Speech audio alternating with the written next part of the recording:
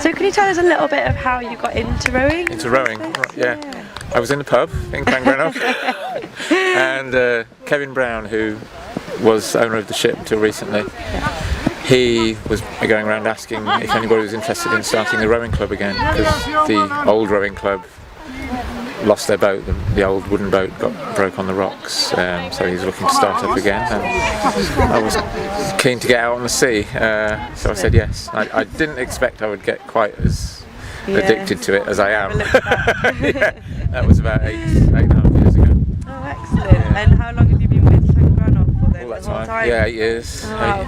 Our first boat, Llangrannog, went 8 years old. So. Oh, excellent. Yeah. And so how did you hear about our Waith at Daith? I was at a WSRA AGM meeting at the beginning of the year, and a member of Walk the Plank came to explain the project to us, asked if we wanted to be involved, and lots of people said yeah.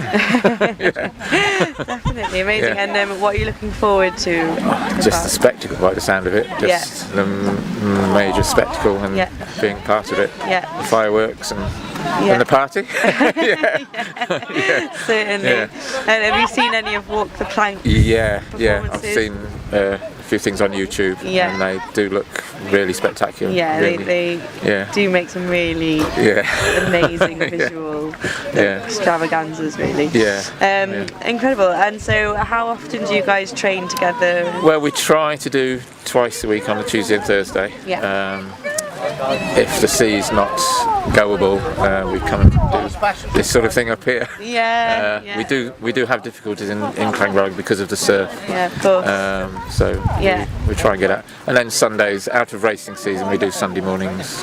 Oh, excellent. And have you been training the whole year? Non-stop? It's a busy summer this year because there's lots more clubs. The sport has ballooned really since I started. So there's races all the way around from the Mumbles up to sort of on Anglesey, Innismorn, all over the place.